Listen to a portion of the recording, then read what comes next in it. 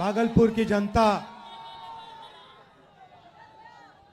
आप सबको यहां मैं स्वागत करता हूं। आपने एकलव्य की कहानी सुनी है? सुनी है? नहीं सुनी है? सुनी है। उसका अंगूठा काट दिया था, है ना? अग्निवीर आपने सुना है? सुना है? अच्छा, अग्निवीर आपको अच्छा लगता है? तो आज जब मैं यात्रा पे निकला, मुझे रास्ते पे अमरनाथ अग्निवीर मिले। जरा खड़े होना अमरनाथ। ये देखिए, ये अमरनाथ है, ये अग्निवीर था, ठीक है। अब मैं, अच्छा ठहर जाओ, मगर ये मैं पहले इसकी बात बताता हूं, फिर आपके बताएंगे। तो ये अग्निवीर था। नहीं, खड़े रहो भैया। अब एक काम करो अमरनाथ, अपना हाथ दिखाओ, दूसरा वाला जहां कटा है, जहां चोट लगी है। हाँ, ये वाला दिखाओ, ये दिखाओ, ठीक से दिखाओ। ये है नरेंद्र मोदी का काम। अब आप पूछो क्या, ये आपको बताएंगे।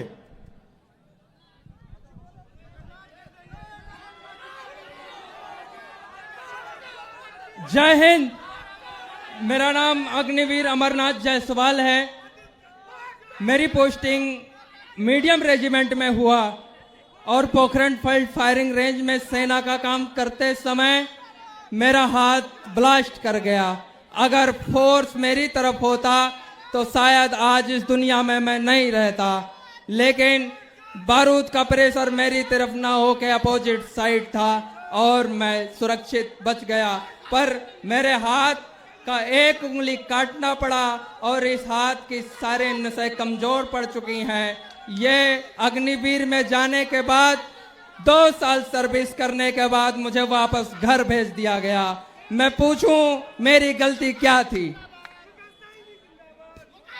मेरे लिए भी वही पीतल की गोलियां होती हैं जो परमानेंट सिपाहियों के लिए। आप अपने देश के दुश्मनों से कहना कि वो हमारे लिए बारूद बदल दें, गोलियां बदल दें, क्योंकि आपने सेना बदल दी।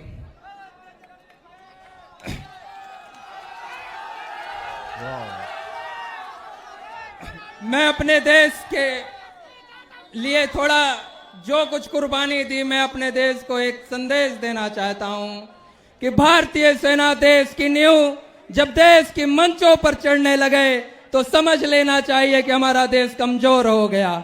और देश के प्रधानमंत्री को एक संकेत करना चाहता हूं कि आपके सचिव ने, आपके विशेष सलाहकार ने आपको यह सलाह नहीं दिया कि पागल, सेना और शेर नहीं छेड़े जाते, क्योंकि ये पलटवार करते हैं।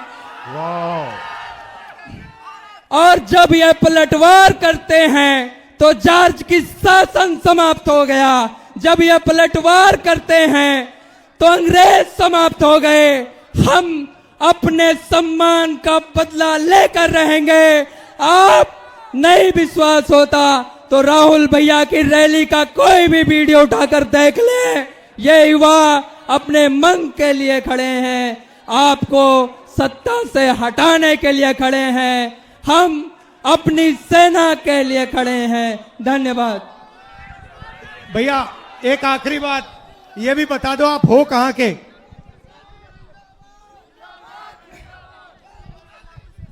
मैं अयोध्या निवासी हूं। हम अयोध्यावासी अपने मर्यादा पुरुषोत्तम भगवान श्री राम को भैया कहकर संबोधित करते हैं। मैं अयोध्या वासियों को एक संदेश देना चाहता हूं कि हमारे भैया भगवान श्री राम अयोध्या में हैं या नहीं, लेकिन वर्तमान समय में एक हमारा भाई, हमारा भैया दिल्ली में है जो हमारी बातों को सुनता है। साथियों, धन्यवाद।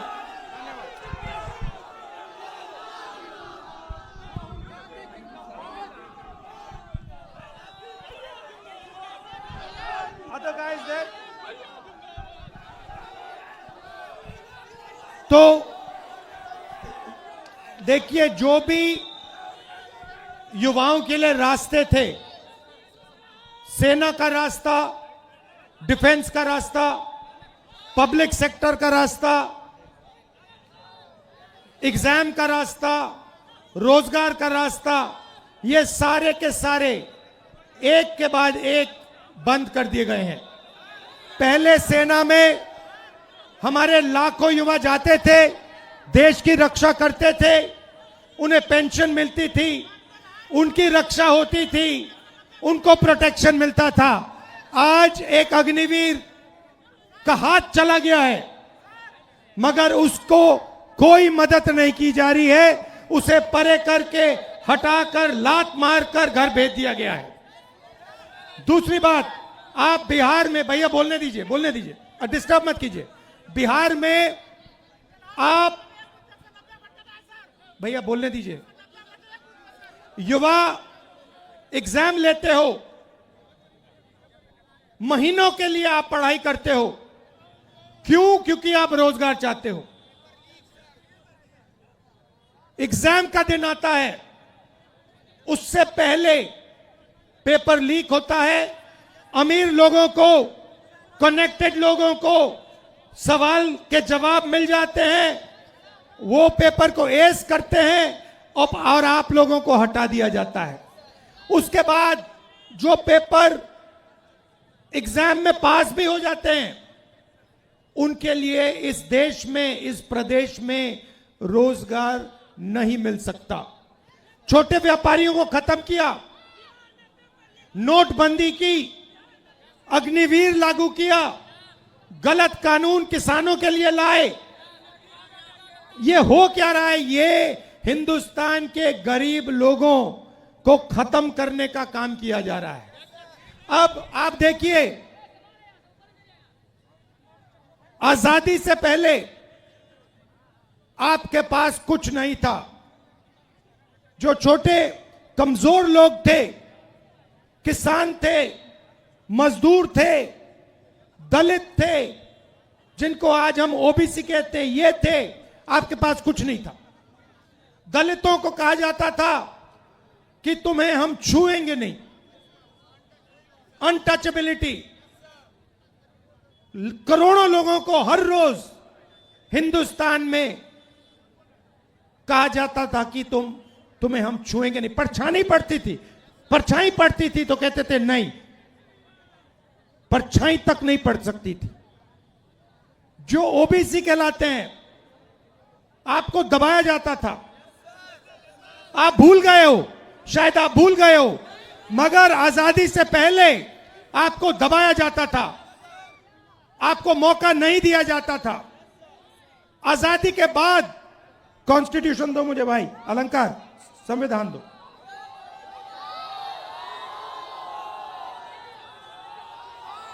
आजादी के बाद ये आया, ये संविधान आया, और इसमें लिखा है कि हिंदुस्तान के सब लोग एक जैसे हैं।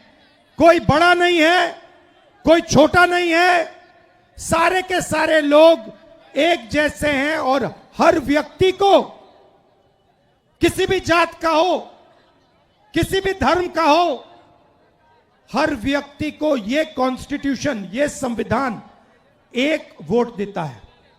दो नहीं देता, तीन नहीं देता, आधा नहीं देता, एक वोट देता है। One man one vote, one woman one vote. अब नरेंद्र मोदी जी और इलेक्शन कमीशन मिलकर आपसे आपका वोट छीन रहे हैं, चोरी कर रहे हैं, संविधान पर आक्रमण कर रहे हैं। यह संविधान अंबेडकर जी के खून पसीने से बना, महात्मा गांधी, जवाहरलाल नेहरू, सरदार पटेल, सुभाष चंद्र बोस, इनके खून से बना है। और नरेंद्र मोदी और इलेक्शन कमिश्नर मिलकर आपका वोट आपसे चोरी कर रहे हैं। क्यों चोरी कर रहे हैं? क्योंकि वो जानते हैं कि आपकी शक्ति, आपकी आवाज इस संविधान में है और आपकी आवाज, आपकी शक्ति वोट से सुनाई देती है। आप देखिए यहां पे इन्होंने लाइट ऑफ कर दी, लाइट काट दी, देखा आपने, लाइट काट दी। मगर ये सोचते हैं कि लाइट काटने से आवाज बंद हो जाती है। आवाज नहीं बंद होती, आवाज अंधेरे में सुनाई देती है। और इसीलिए ये आपकी आवाज को बंद करने की कोशिश कर रहे हैं, कह रहे हैं कि भैया आपका जो हक है, जो वोट है, वो आपसे ले लेंगे।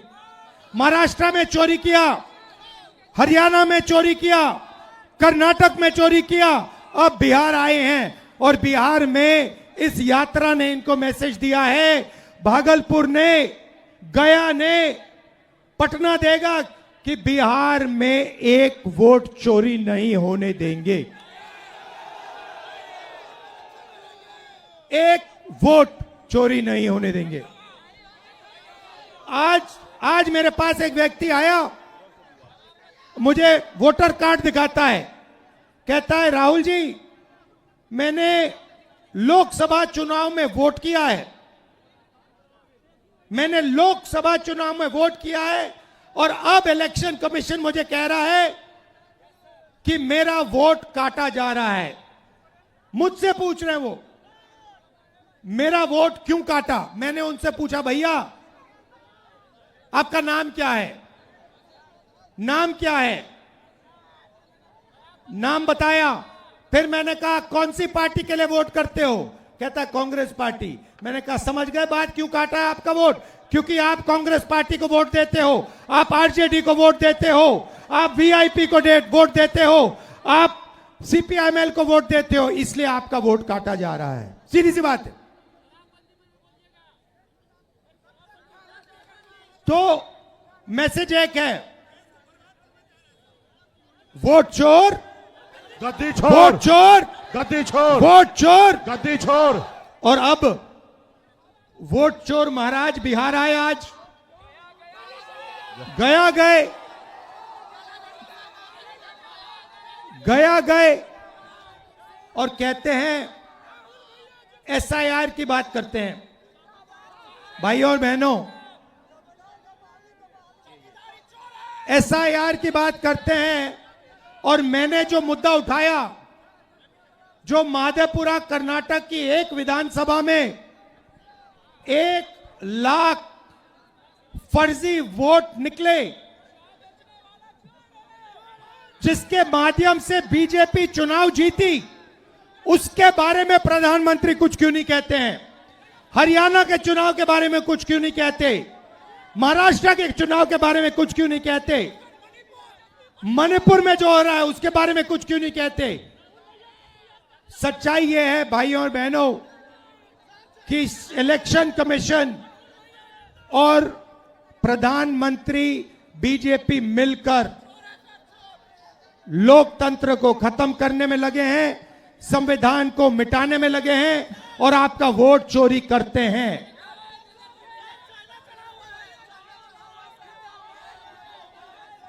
भाइयों और बहनों, आपने इस यात्रा में भाग लिया, इतनी शक्ति आपने, बिहार की युवा शक्ति आपने इस यात्रा में डाली। बारिश में, धूप में आप आए, आप हमारे साथ खड़े